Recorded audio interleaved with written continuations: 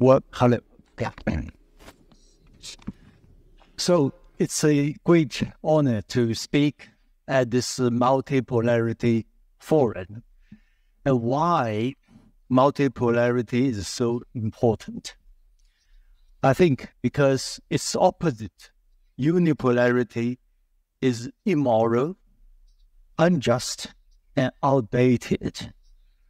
Under this unipolarity, virtually everything, from dollars to trade, to computer chips, to other technologies, to climate change, you name it, all can be weaponized. And sanctions, missiles, and color revolutions are the norms and used routinely at will, causing wars, deaths, havocs, and untold human sufferings for millions upon millions of the people.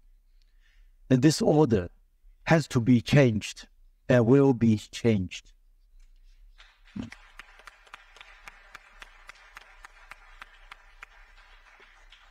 With the rise of China, Russia, the expanding BRICS, and other members of the Global South and the Global East, a multipolar world order is emerging fast.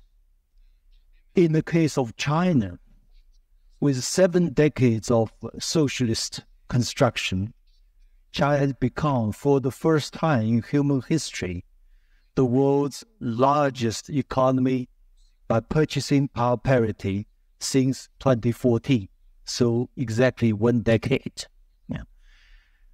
It has become the largest industrial power, manufacturing power, and trading nation, with the world's largest consumer market. Thank you. At the speed of accomplishing almost 1 industrial revolution every decade since the early 1980s, China now is at the full frontier of the 4th industrial revolution with big data, AI, and quantum technologies, etc. And now China is the only country capable of providing goods, services, and experience from all the 4 industrial revolutions to the whole world.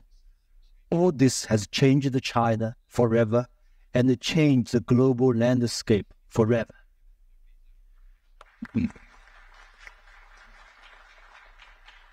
It is in this context China launched the Belt and Road Initiative 11 years ago. Now, with over 150 countries participating in thousands of projects based on the Chinese idea of discussing together, building together, and benefiting together. And this is a very advanced idea for human society and for the new multipolar world order. And BRI has now become the largest common good and platform for international cooperation in human history. Indeed, this is laying a very good foundation for the emerging new world order.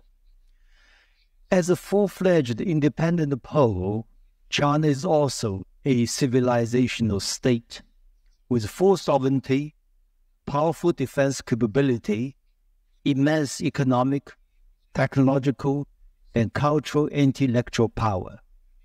We believe in the motto of unite and prosper rather than the Western model of divide and rule. We reject that categorically.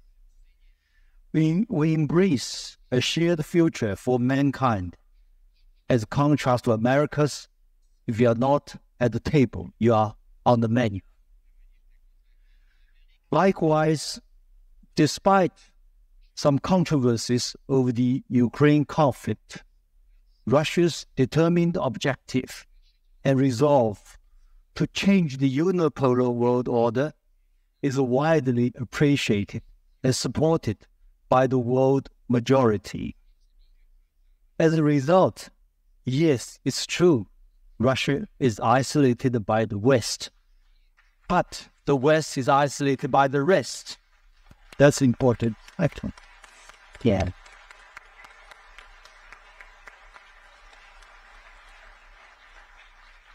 And this fact alone shows Russia is also a full-fledged independent pole with full sovereignty, powerful military might, economic weight, cultural and intellectual strength of a civilization's state. Many new poles have emerged, not only China and Russia, but also India, Brazil, Iran, Turkey, and others, plus the expanding members of the BRICS and the global South and East.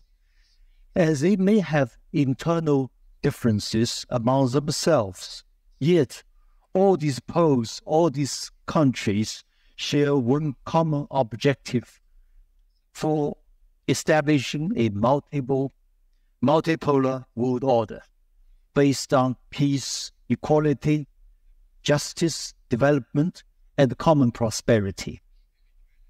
Many of them also consider themselves as civilizational states or civilizational communities.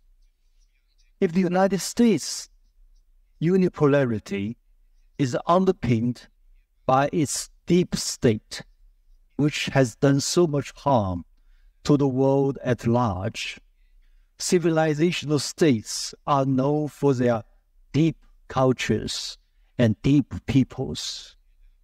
They all cherish their own moral standards and civilizational roots and reject categorically the Western moral lecturing or imposition of its will on them.